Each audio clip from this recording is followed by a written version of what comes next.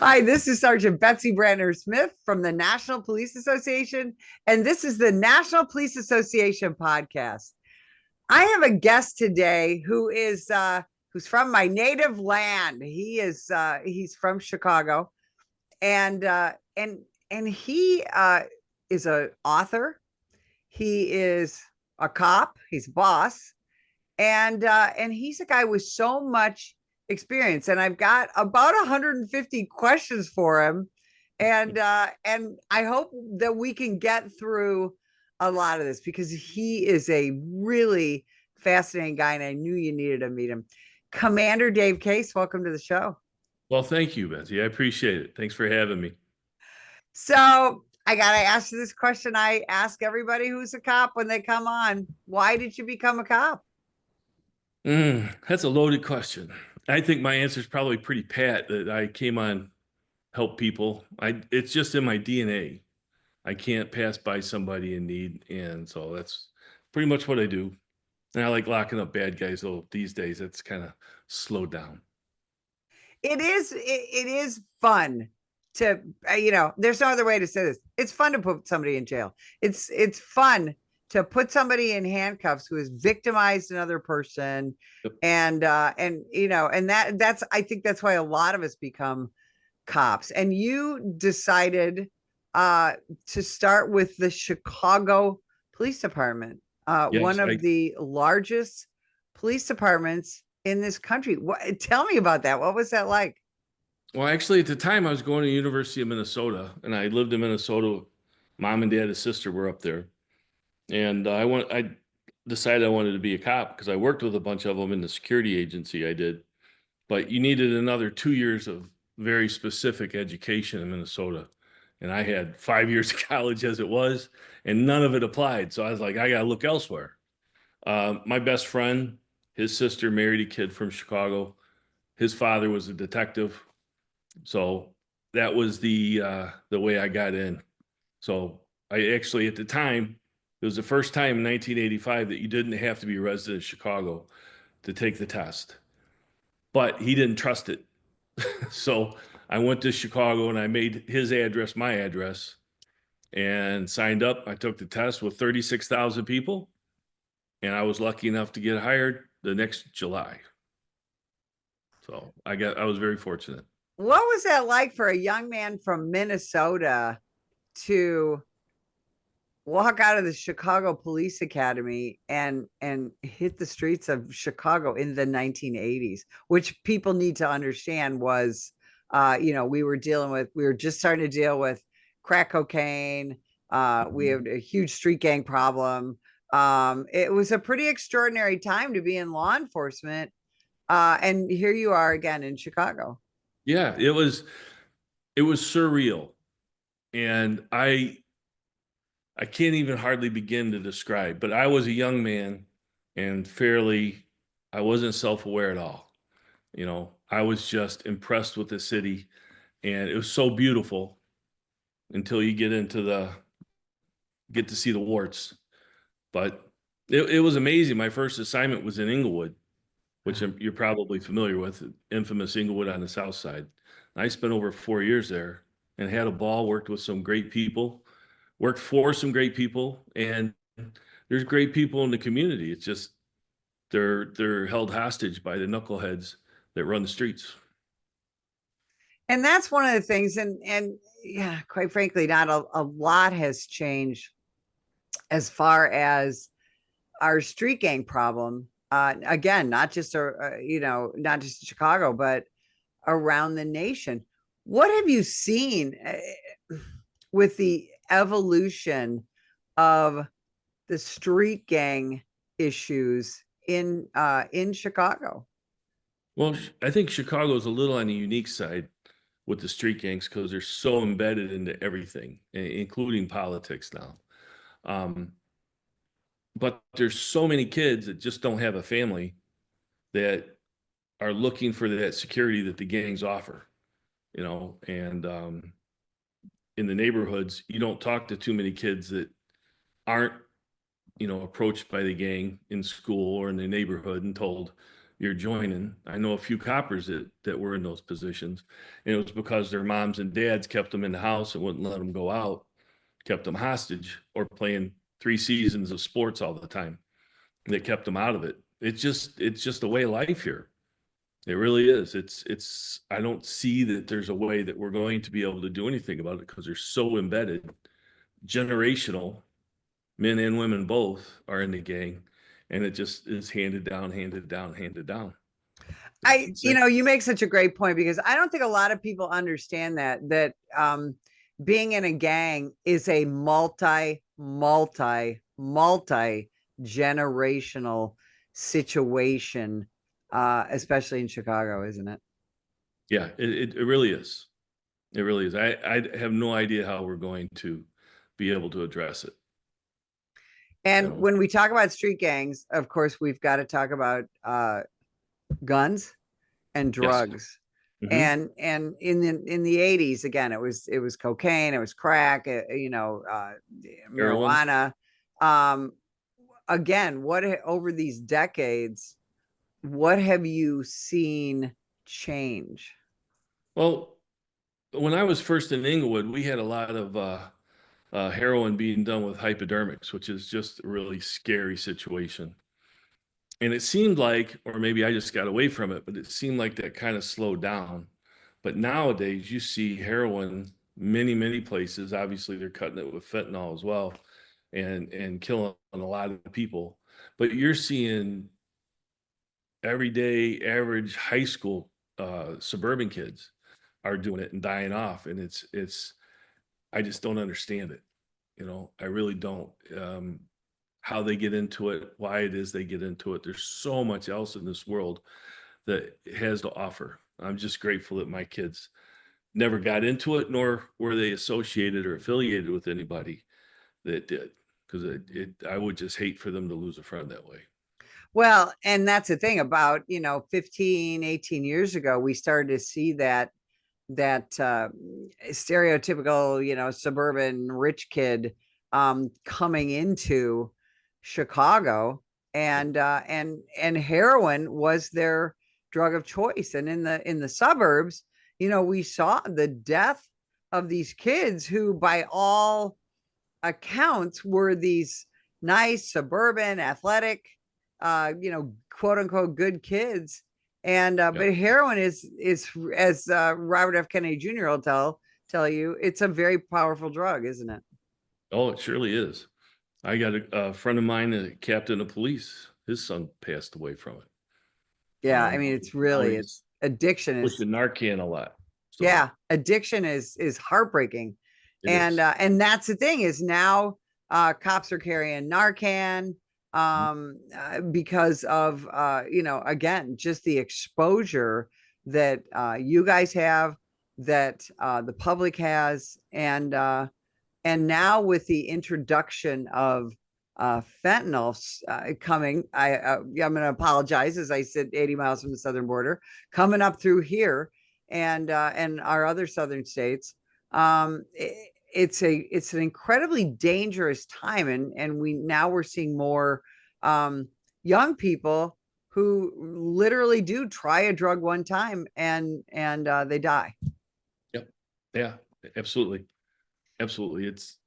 You just hope and pray you raised your kids right, that they're not Yeah. going to have that curiosity. Amen.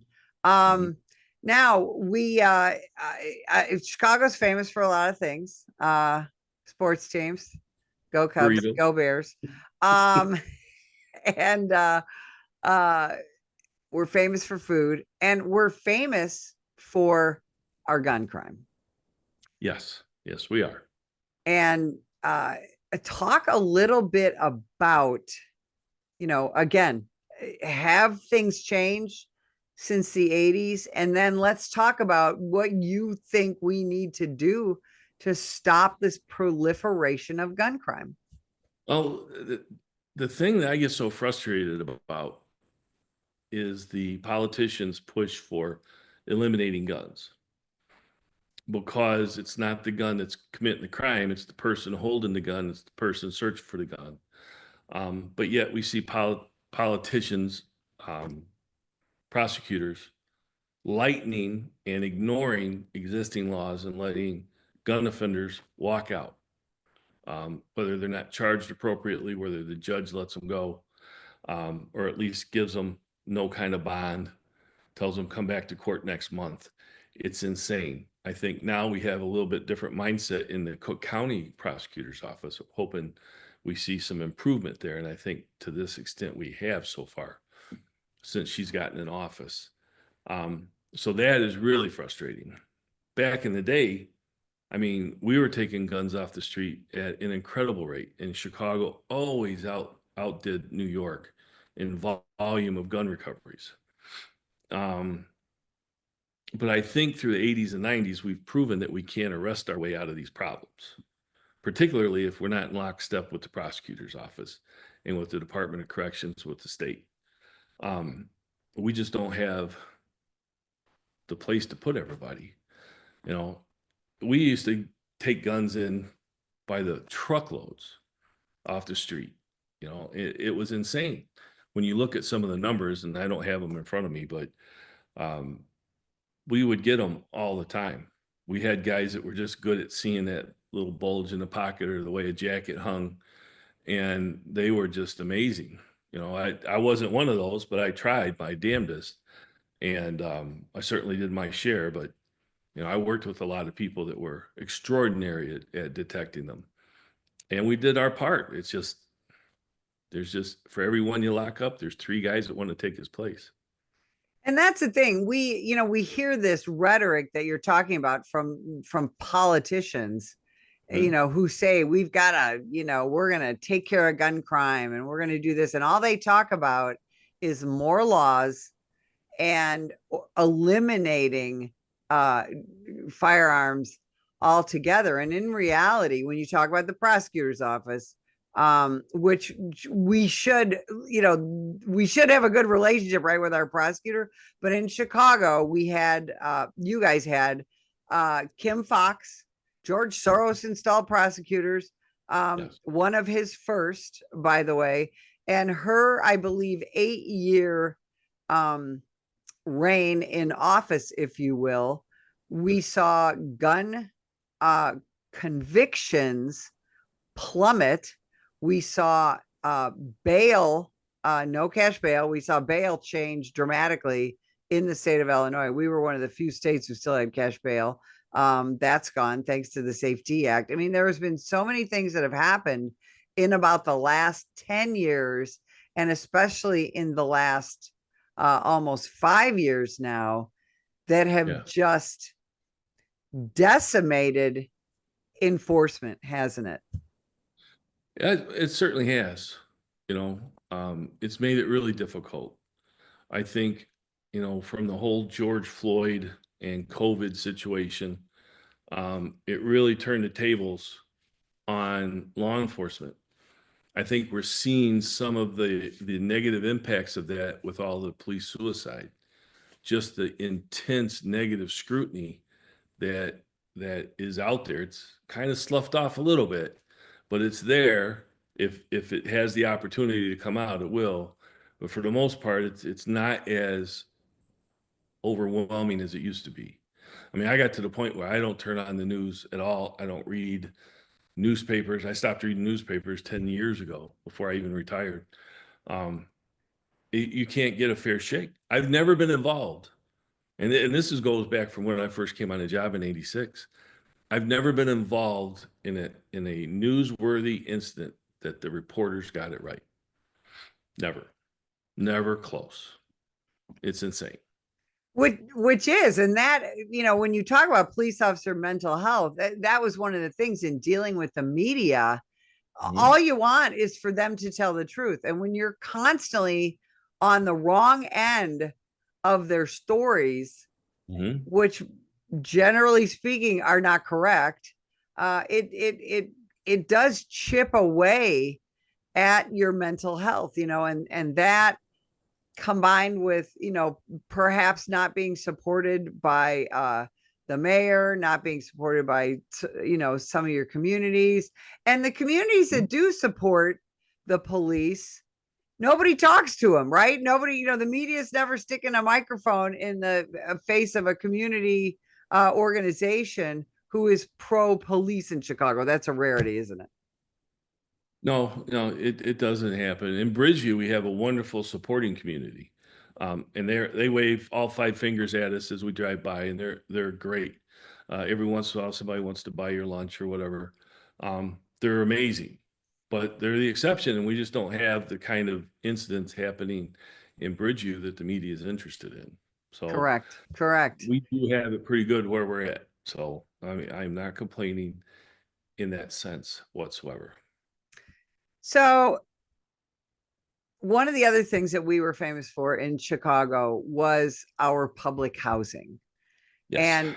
And this was something as a young police officer, young farm kid from Illinois, and then I become a suburban police officer, and then I find myself working in the city of Chicago with a drug task force, and there were these housing complexes like I had never seen before in my life. Robert Taylor Homes and Cabrini Green. um what did you think, again, go back to when you were a young cop, the first time that you went into Chicago public housing on a call? Well, for me, it wasn't quite as dramatic an enlightenment, because when I worked in Minnesota when I was in college at the University of Minnesota, I worked in a security job where we had a block full of apartment buildings, and three or four of them were public assistance based. So we had it certainly wasn't to the scale by any stretch of the imagination. Um, but I was kind of used to the setting. So when I got to Chicago and I worked my days off going to Robert Taylor Homes, Stateway Gardens, um, uh, Rockwell, and Abla Homes, and Henry Horner, and I ended up working going to the 18th district and working in Cabrini Green. And it's a couple city blocks by a couple city blocks full of buildings from 9 stories to 16 stories, and then a few of the row houses, and just the density of people is just extraordinary. And we started calling it vertical policing, just because there are certain aspects to it that you had to get used to, and trying to cripple the drug trade in Cabrini was exhausting. Um, and we were relying a lot on informants and working with the community, trying to get the word out and find out what was going on. Some officers were better at it than others. I happened to work with a couple of guys that were just amazing, knew everybody. You go to Kenny, you ask him where's Pookie's girlfriend, and he'll tell you. She's in this building, she's at this apartment, and blah blah blah. He was insane with how much, but he lived and breathed it. That was his life. And when we talk about public housing, now again, fast forward to 2025, and the left keeps telling us that if we just provide housing for people, that they'll be great, their lives will be amazing, and they're not going to be criminals anymore. What was your experience? Well, unfortunately, the criminals take over those buildings and they hold everybody hostage. Um, I think that experiment went down in flames, with the buildings they were tearing down in the city. We still have a few row house areas, um, but it just didn't work. Now you can say it didn't work because they weren't kept up the way they should have been, but I don't think that's the answer. Unfortunately, the good people were held hostage, and it was amazing, and they couldn't even tell you thank you for fear that somebody would see them and they'd be getting in trouble. How how did the gangs get their hold into public housing, and they did it quickly? How did that happen? I'm not entirely sure, other than they moved in and then they organized. Now, I don't know how. It certainly wasn't around when the big buildings were built and populated, but each building, there were affiliations with gangs. The 500 West Oak was the Vice Lord, and that's the only building they had. Mickey Cobras were over at 1150 60 Sedgwick and had another building on Cleveland or two. Um, and then the Gangster Disciples had most of the other ones. And they just did not go across lines. If they did, there were trouble. And how they got there, I'm really not sure. But they would bring in gang members from other areas of the city when they needed to not restock, but when they brought in new blood or when they needed something to be done where somebody wouldn't recognize them. They'd bring somebody in from on the west side or south side or something. And it was a unique and a pretty amazing and frustrating environment to work in. And I think that people who don't really understand would say, well, why didn't the police do something? What were you guys doing? No, we tried. Trust me, we tried. And after Dan Terrell Davis got killed, they fortified the buildings. You know, they put fences around them and gates. Well, who do you think's working those gates? They were mandated by the feds to have so many residents work the gate. Well, you have a resident working the gate, they're subject to intimidation by the gangs.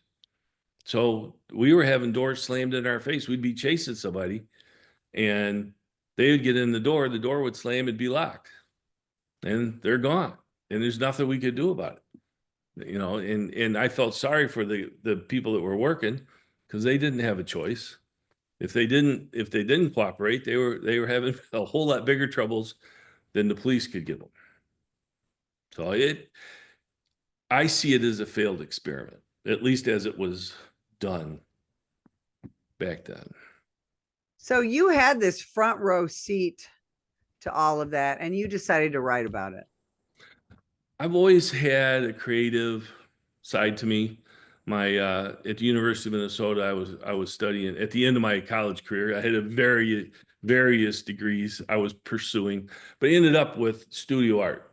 I was having a hard time figuring out what I wanted to do with my life, and then I took an art class. Just I fell in love with it and found out I don't know if I had the talent for it so much as it just a love for it. So I worked at it and was pursuing that when I fell into law enforcement.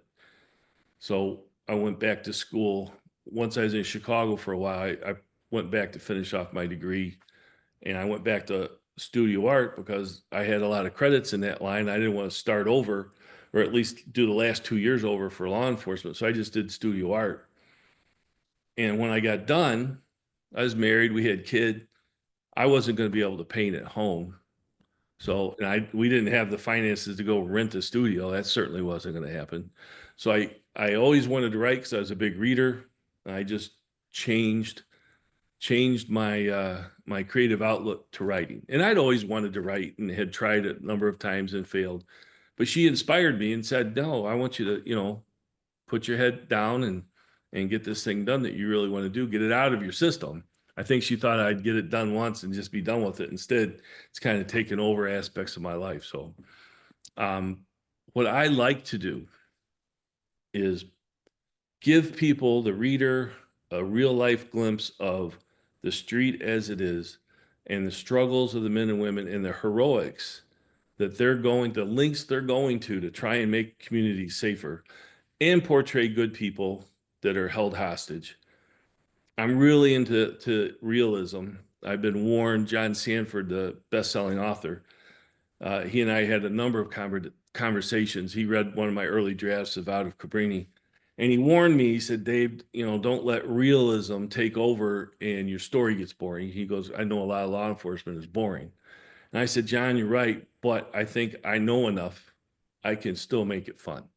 And that's what I try and do. Because at the end of the day, when I write on that book cover, I'm a policeman.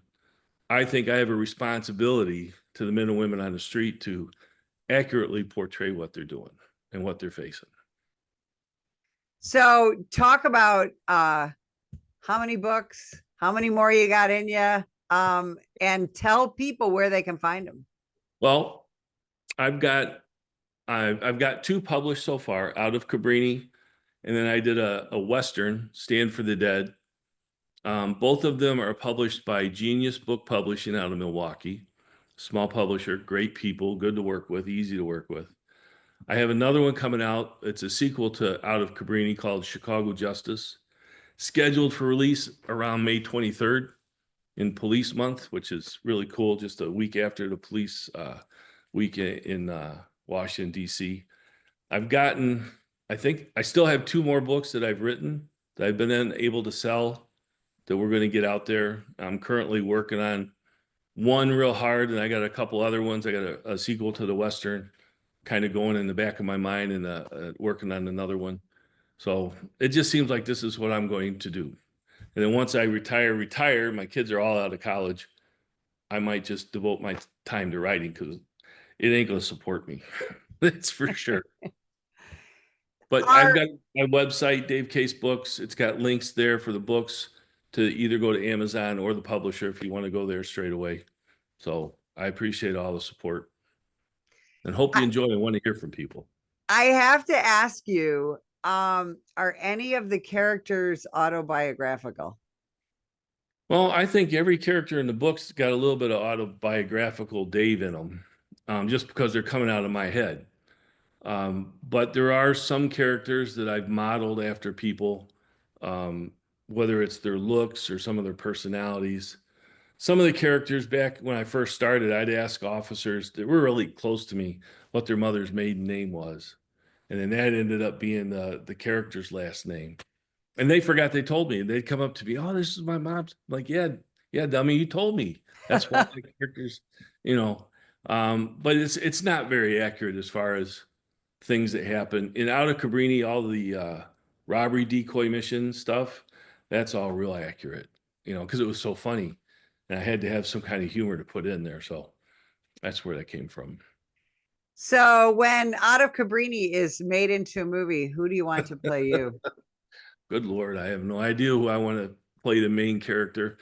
The main character does have some semblance to me because I was starting out writing. So he was from Minnesota. Because I also wanted to give him that perspective of an outsider looking in at the city. But I really don't know. I've had some people pushing it in Hollywood, and it just wasn't getting any traction because they liken it to The Wire. A lot of people that have read it said, "Oh, this is realistic like The Wire." It's completely different, of course, but nevertheless, because it takes place in Cabrini Green and in Englewood, some of it. But they say it's just like The Wire. It's already been done, except it was done in Baltimore, gangs and drugs and guns and stuff. So it didn't get a whole lot of traction. I don't know. I don't really care. John Sanford told me, and he was right, he goes, "I don't pay attention to Hollywood at all. It's a rabbit hole you go down, you're never going to come out." Because then they're saying, "Can you write the screenplay?" And that's a whole different art form I don't want to be bothered with. So if I were approached, I would be giddy at getting that check. So other than that, I'm good. Well, and Dave, what you're doing is you're telling the stories of real cops and really giving people a flavor beyond Hollywood, beyond TV shows and beyond movies of really what the job is all about. And I mean, that in and of itself is a service, and of course you're still serving, and we appreciate that. So again, remind everybody where they can find you, where they can find the website. Dave Case Books is the website, davecasebooks.com. It's on Amazon. They're on Genius Books Publishing as well. Awesome. So I appreciate any support. Betsy, I really want to tell you the best compliment I ever had was a copper I knew that worked in Cabrini. Not with me, he worked there at a different time, but he came up with the book and asked me to sign it. He's like, "I'm going to give this to my father and say, this is what my life was like." Wow. Because it was so realistic. And he was Yeah. like, "Thank you." And that was the biggest compliment I think I've ever gotten. That's absolutely true. And again, that's just another form of service that you're doing. I'll tell you, Dave, we cannot thank you enough for sharing all of this with us, for writing these books, and for continuing to serve the citizens of Illinois. We really appreciate you taking time out of that whole busy life to spend time with us today. And if you'd like more information about the National Police Association, you can visit us at nationalpolice.org. Every day, the brave men and women of law enforcement put their lives on the line to keep us safe. But they need our help to continue their mission. Activist politicians, progressive prosecutors, the ACLU, and the rest of the anti-police forces receive millions in donations from extremist pro-criminal elements like George Soros and woke corporations. The National Police Association is fighting them in courts around the country, including the United States Supreme Court, defending officers who are being attacked for doing their jobs. Additionally, the National Police Association works year-round to pass tough-on-crime legislation to put and keep criminals behind bars. Consider going to nationalpolice.org and donating to keep us in the fight. Together we can win. That is nationalpolice.org.